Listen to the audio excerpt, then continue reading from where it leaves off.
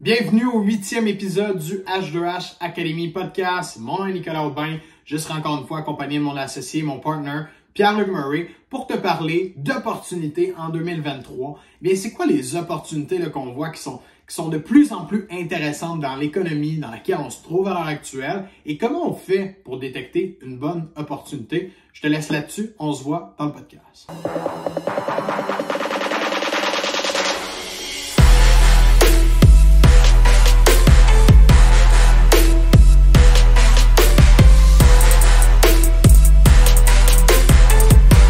Donc, PL, aujourd'hui, un sujet super très intéressant. On veut parler des nouvelles opportunités.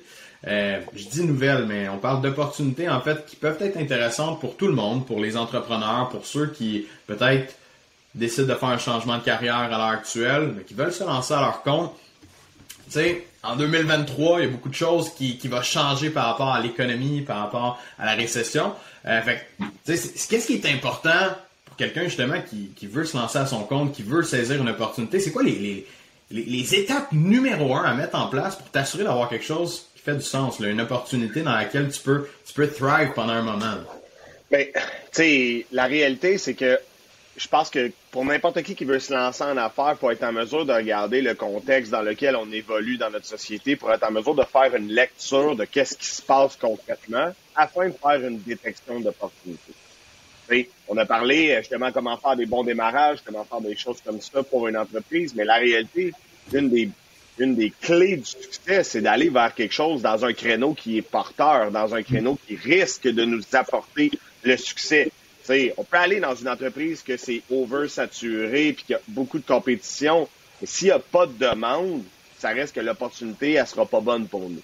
Alors, c'est pour ça qu'aujourd'hui, j'ai choisi avec toi, là, justement, le sujet du podcast de c'est comment détecter une bonne opportunité en 2023, qu'est-ce qui est bon en ce moment, puis qu'est-ce qui influence dans l'environnement externe, que ce soit l'inflation, la récession, le manque de main-d'œuvre. Comment on peut prendre ces conditions-là pour faire une lecture stratégique puis détecter un créneau qui va être porteur ou une opportunité qui pourrait nous permettre d'avoir beaucoup de succès ou plus rapidement le succès, là, ultimement.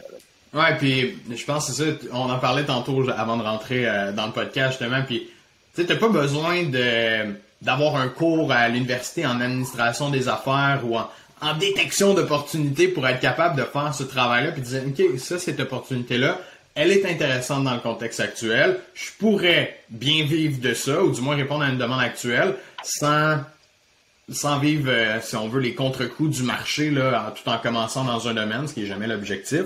Donc, tu sais, c'est je dirais les points principaux, là. On parle de quoi? Détecter une opportunité. On veut aller voir l'environnement dans le marché. Est-ce qu'il y a une demande? Comment qu'on fait ça pour quelqu'un, mettons, qui commence?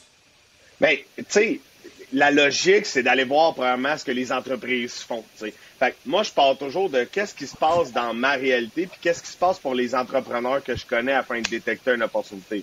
Tout le monde en ce moment dit, il n'y en a pas de main-d'œuvre, c'est impossible de recruter. Donc, ultimement, une des business qui pourrait être les plus intéressantes à lancer en 2023, c'est une agence de chasse de tête.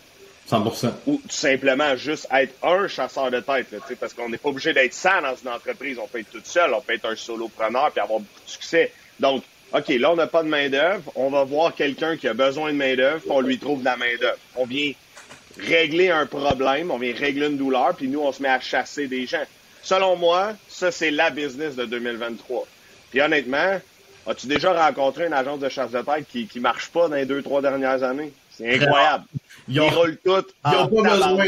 C'est ça, on n'a pratiquement pas de clients dans ce domaine-là parce que la plupart, ils roulent tous déjà au pin à planche puis ils n'ont pas besoin d'aide au niveau de leur développement des affaires parce que, tu sais, quand que justement l'offre est plus petite que la demande, ben qu'est-ce que ça fait? On est submergé. Là. C'est un peu comme les compagnies de construction en 2020, là, pendant la pandémie où est-ce que tabarouette, tout le monde pouvait sortir... même pas besoin de logo, là, tu sortais ton nom sur Facebook, oui, je fais de la construction, tu te faisais appeler puis tu avais une job le lendemain matin si tu voulais. T'sais.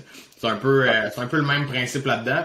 Évidemment, c'est un marché qui demande certaines compétences dans les ressources humaines, dans le développement des affaires, être capable de bâtir des relations avec des gens principalement, parce que c'est ça de la chasse de tête, là, être capable d'avoir des relations avec des gens puis de mettre les bonnes personnes en contact.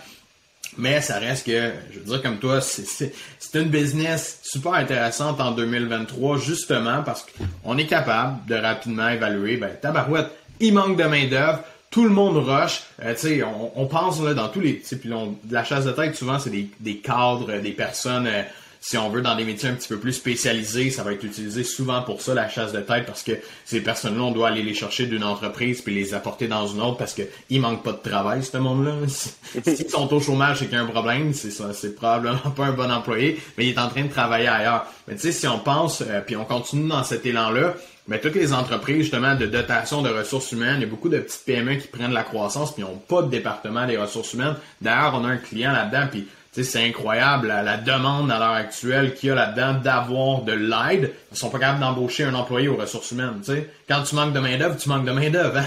T'es pas capable de mettre quelqu'un pour t'aider à trouver de la main-d'œuvre. Donc t'as pas le choix d'aller à l'externe pour ça. Fait que ça aussi, c'est une super belle opportunité. Là, que ce soit des postes plus low-level ou des postes plus high-level, si on veut, tu peux aller aider une entreprise à trouver ces personnes-là. Là.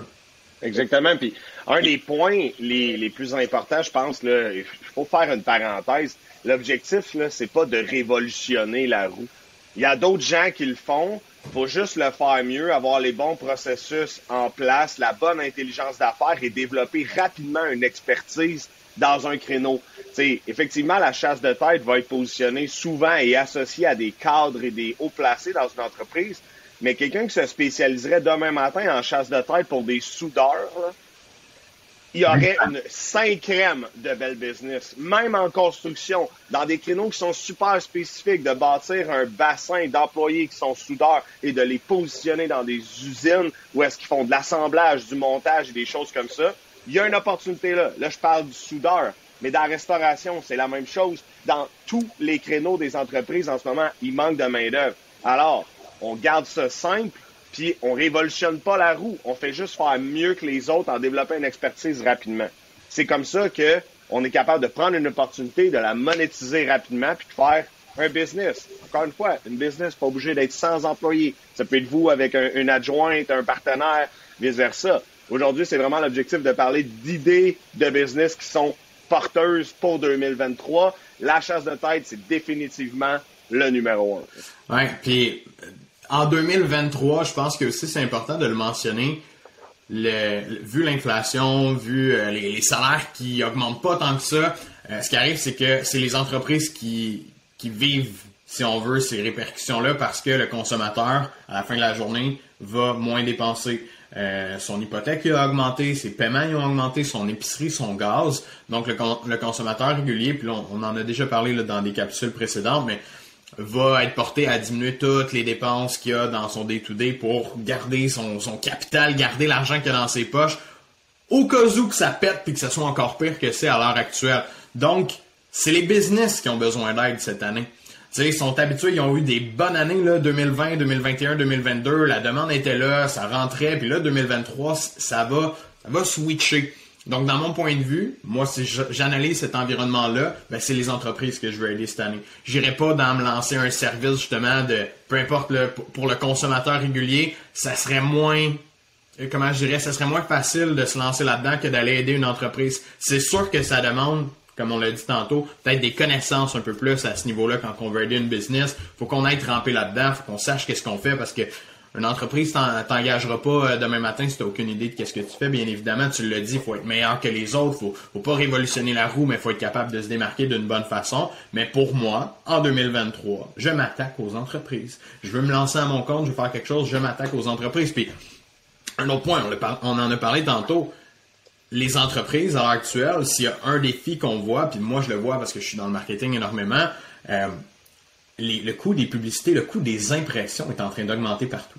Puis il y a beaucoup de business qui vivaient de ça pendant la COVID, là, tu sais, au début, là, je sais pas si toi tu l'as fait, toi tu l'as vécu en plus. Ouais. T'as roulé des ads pendant que personne en roulait, puis c'était pas cher, puis ça valait la peine.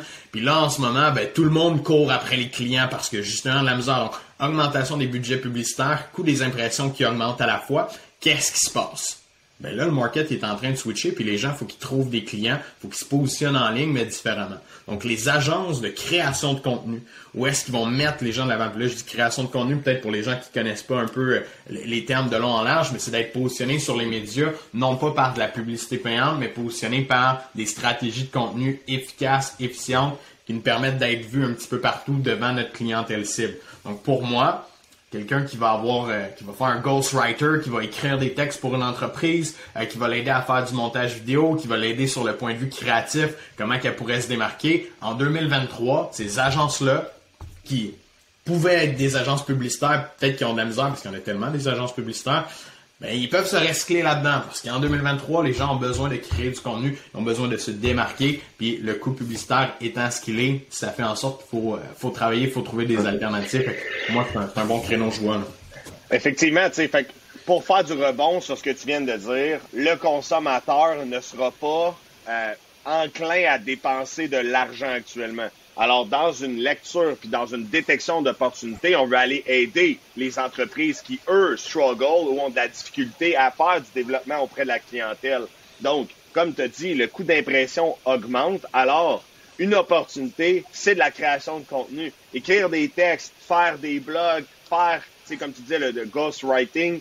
Ça prend pas un bac en administration, ça prend pas une maîtrise en rédaction pour faire ça. Puis c'est un peu la beauté de 2023, puis de où est-ce qu'on se dirige dans les prochaines années. De plus en plus, il va y avoir des opportunités et des business pour travailleurs autonomes pour lesquels tu n'as pas besoin d'être éduqué dans l'éducation classique pour réussir à très bien gagner ta vie.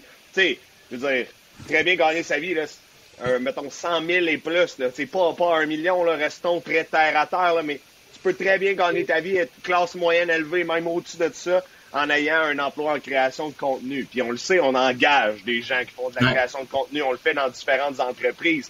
Donc la réalité, ça pour moi, c'est une opportunité. Dans la même ordre d'idée, une autre opportunité, comme les entreprises vont avoir de la difficulté à avoir de la main-d'œuvre, comme les clients achètent un peu moins leurs services, qu'est-ce qu'ils ont besoin à l'interne? Ils ont besoin de squeezer puis d'optimiser leur rentabilité puis leurs opérations, de couper des postes, tu sais.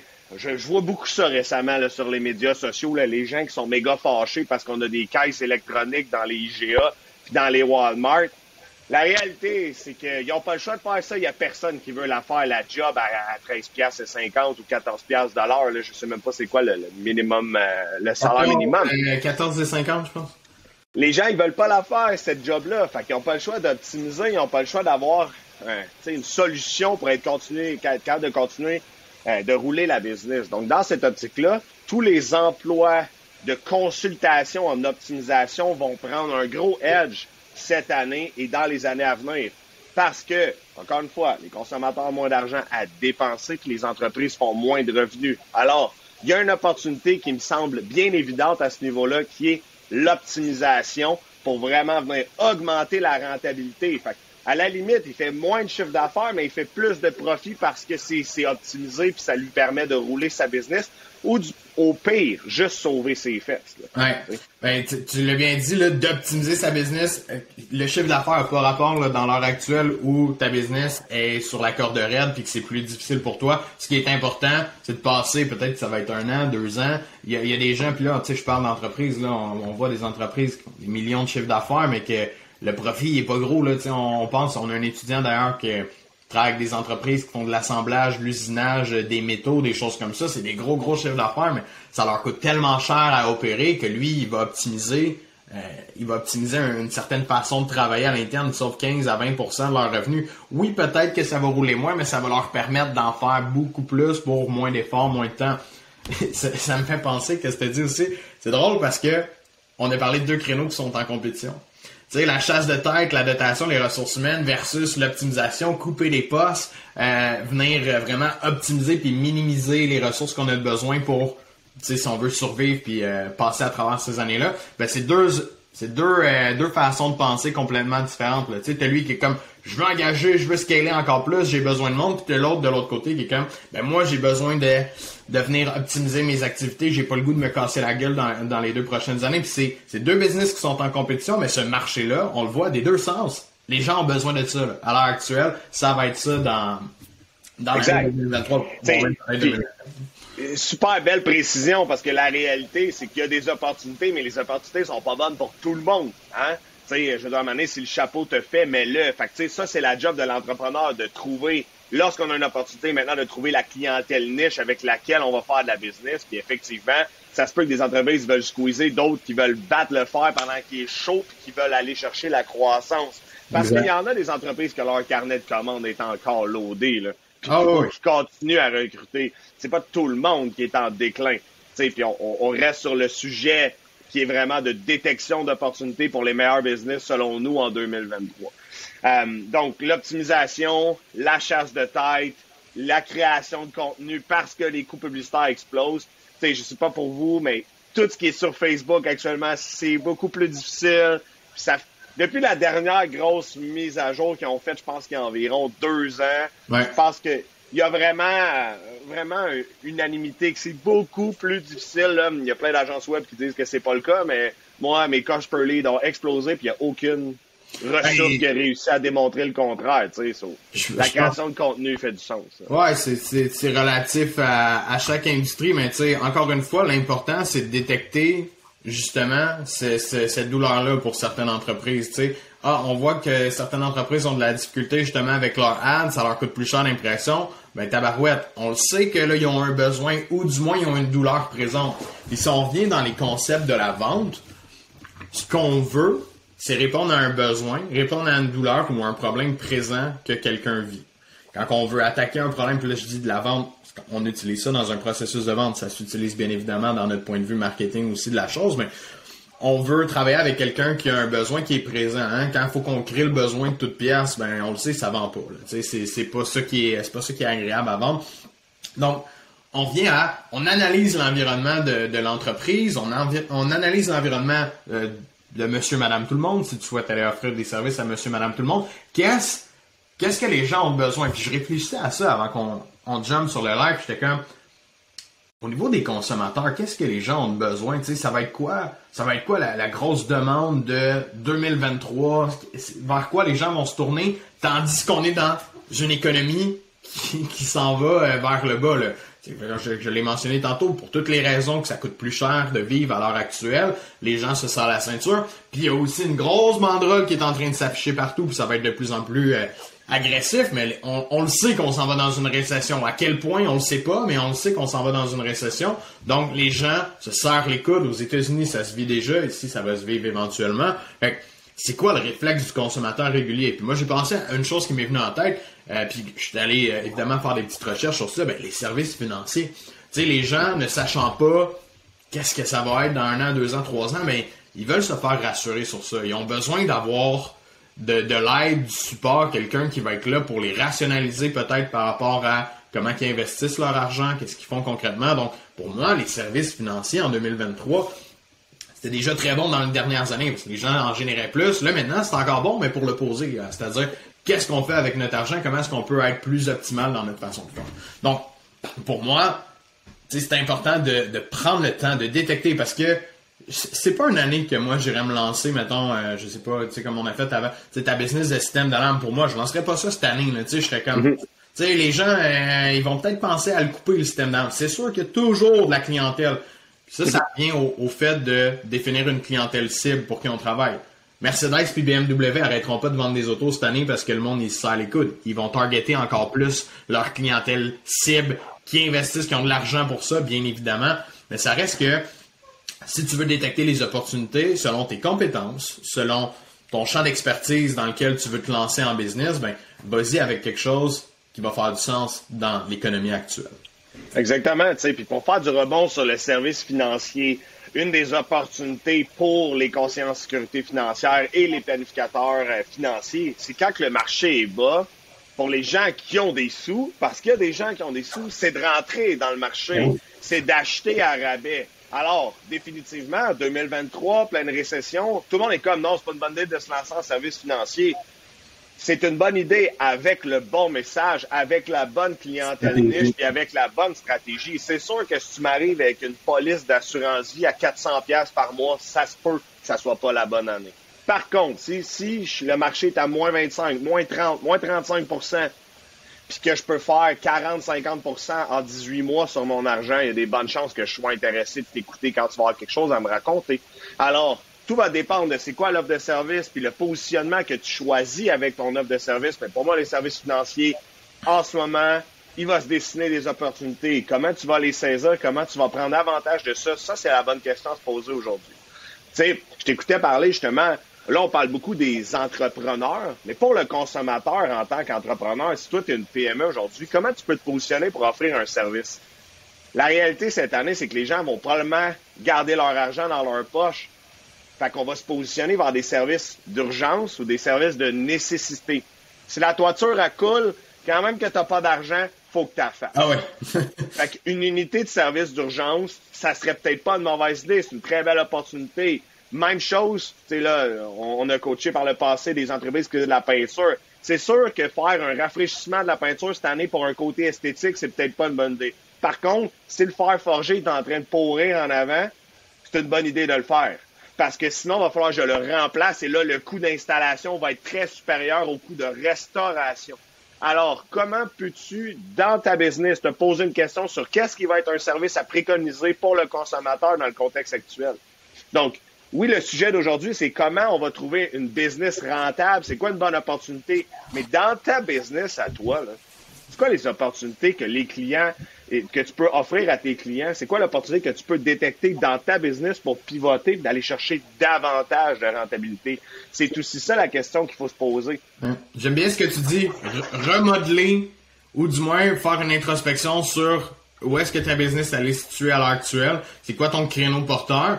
Puis si tu vois que la tendance de ton créneau porteur commence à descendre, comme tu l'as bien mentionné, tout ce qui est peut-être extravagant, esthétique, à refaire le balcon, à refaire une cour arrière vraiment sacoche, c'est sûr que si tu cibles ça, alors que tu as l'opportunité de targeter les gens qui ont besoin de le faire et qui sont dans l'urgence par rapport à ça, c'est différent dans ton marketing, c'est différent dans ton approche. Fait que tu repars avec tes mêmes outils, ton même service, mais tu approches les gens sur le besoin principal ou du moins, tu te positionnes pour être l'expert là-dedans ou la personne reconnue pour gérer ces urgences-là, puis vraiment aller chercher cette part de clientèle-là. J'aime bien ça.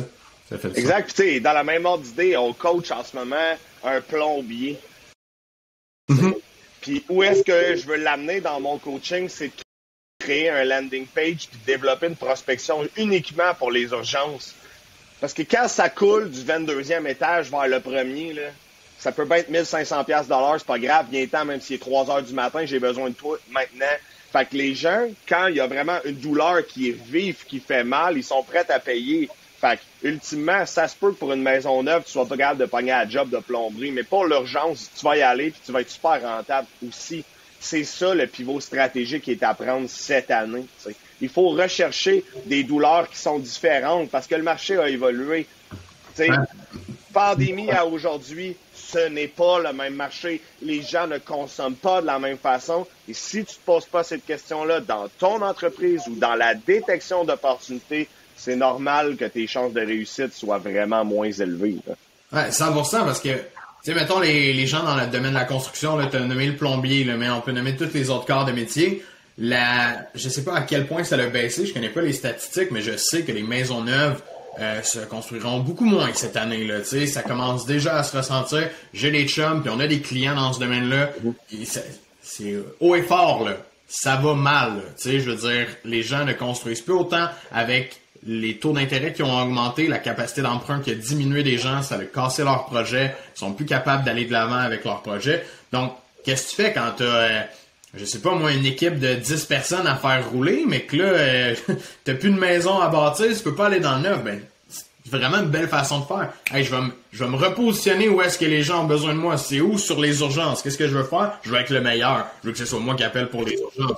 Fait qu'il y a une portion de je dois développer mes skills de marketing. Je dois développer mes skills de comment vendre mon service à mon client parce que si c'est ton compétiteur qui le pogne à toutes les fois, c'est qu'il y a un edge sur toi d'une façon ou d'une autre. Donc, l'opportunité que tu as, c'est de devenir meilleur d'une autre façon, d'un autre style de vente que tu fais à l'heure actuelle. Parce que tout le monde dans la construction, on le sait, là, ceux qui roulent énormément, ben c'est des plugs, là, ils sont sur des chantiers, ils sont référés par l'un par l'autre, ils vont chercher une maison, ils n'ont pas nécessairement besoin de se casser la tête. Mais là, je pense qu'il faut ajouter un peu d'intelligence d'affaires là-dedans pour être capable de se démarquer puis pas subir les contre-coups, là.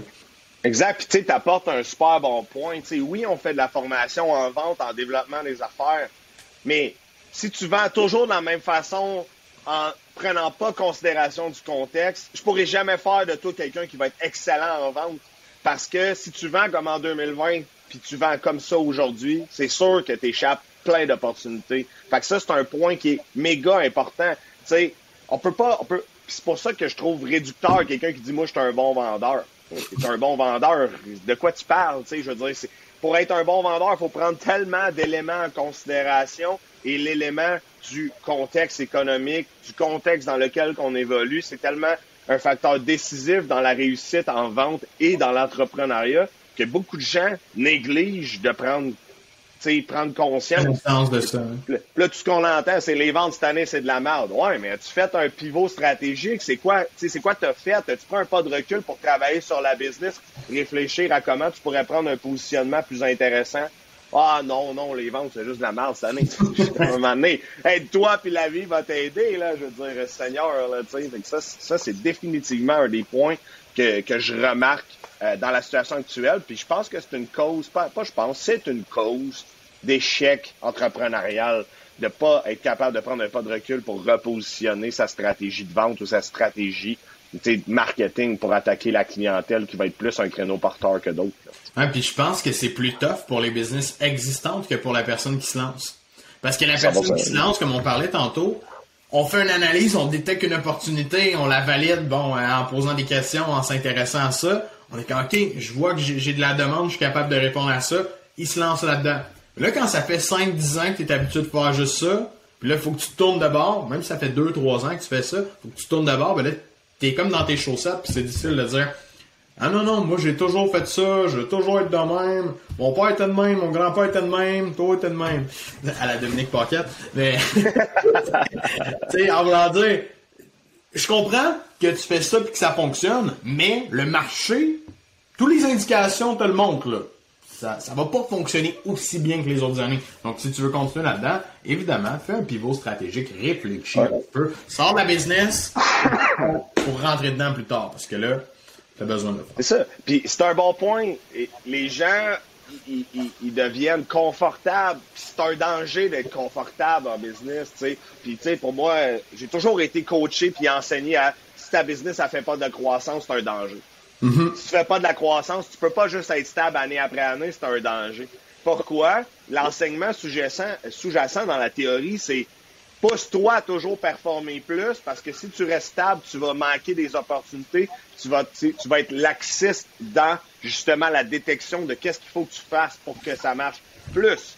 Puis sinon, les compétiteurs vont arriver, puis eux autres vont peser sur le gaz, puis ils vont la prendre. Tu perds de la valeur. C'est comme de dire je gagne de l'argent puis je la laisse dans mon compte de banque toute ma vie. Exact. Je la fais pas travailler, je la laisse là, puis je suis toujours stable, j'ai mes dépenses, puis j'en mets toujours un peu dans mon compte de banque, mais t'as pas de placement, t'as pas de véhicule qui fait en sorte, puis qu'est-ce qui arrive? Ton argent a perd de la valeur avec le temps, c'est le même principe avec ton entreprise. Ton entreprise a perd de la valeur si elle est pas en train de prendre la croissance. Si t'avances pas, tu recules là, en business. Là. Ça, c'est un principe dur à entendre, mais tellement vrai. Exactement. La pérennité, fait pas partie des stratégies de business pour lesquelles j'encourage. C'est-à-dire la stabilité over the time. C'est correct de faire 100 000 de chiffre d'affaires, mais si tu le fais pendant 5 ans, c'est pas normal. Ouais, tu peux arrêter à, OK, j'ai fait, 1 million de chiffre d'affaires. Maintenant, j'ai une équipe, ça roule, ça va bien.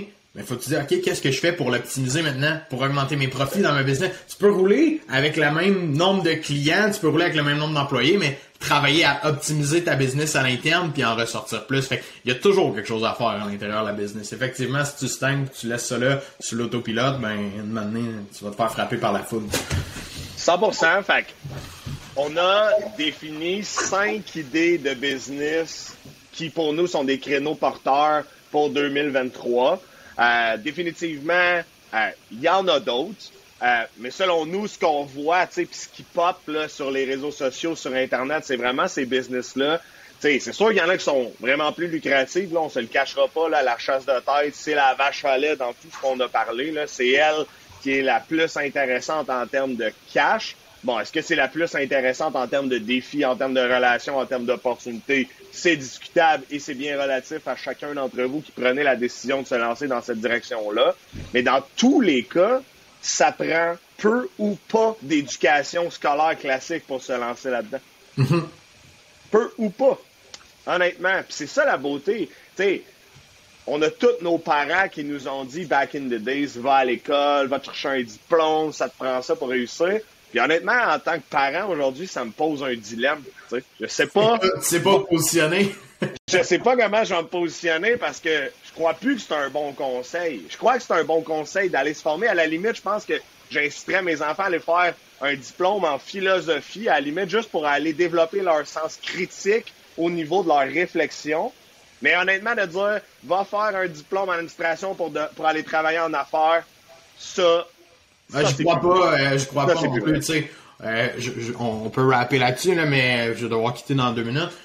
Au Québec, je pense que l'école d'entrepreneuriat de base qui est vraiment réputée puis qui va scaler, mais tu sais, c'est pas une école c'est pas une école traditionnelle, tu sais. Je trouve que les endroits qui offrent le plus d'opportunités ou de connaissances, puis à travers même les entrepreneurs, les gens que je côtoie, c'est pas des gens nécessairement qui ont passé 10 ans sur les bancs d'école qui vont ressortir du moins avec ce qui est le plus actuel. Puis je crois que pour ça, la raison, c'est que l'école ne va pas à la même vitesse que la vie, là. Puis, tu sais, on le voyait déjà dans le temps, puis là, à l'heure actuelle, c'est encore plus évident. La vie va trop vite, les nouvelles compétences nécessaires dans le marché du travail, ils sont pas enseignés encore à l'école, ils ont pas le temps. Ok, peut-être que certaines écoles là, s'adaptent. Là. On est au Québec, je sais qu'on est en retard, là, mais de ce qu'on voit à l'heure actuelle, c'est pas le cas. Donc, de se former ailleurs, ben ça nous donne des opportunités justement, puis ça nous permet d'aller plus vite puis de suivre la vitesse à laquelle le train du travail de la business roule. 100%. Fait que si vous avez lancé une business avec une des idées, vous voulez venir challenger des idées, ben on est super ouvert à vous aider dans votre lancement puis de réfléchir avec vous à des bons axes de développement. Donc, voilà. 100%. Cool. Merci, PL. All right, salut. Merci beaucoup d'avoir pris le temps d'écouter ce 8e épisode. J'espère que ce fut pertinent pour toi, que tu sais maintenant comment détecter des bonnes opportunités en 2023. Si tu as apprécié le contenu, si tu crois que ça peut aider quelqu'un d'autre que tu connais simplement, tu peux partager sur les médias sociaux. On a nouvellement un compte Instagram, très facile à partager dans les stories, h2h.academy. Sur ce, merci encore une fois, bonne vente et on se revoit dans un prochain épisode.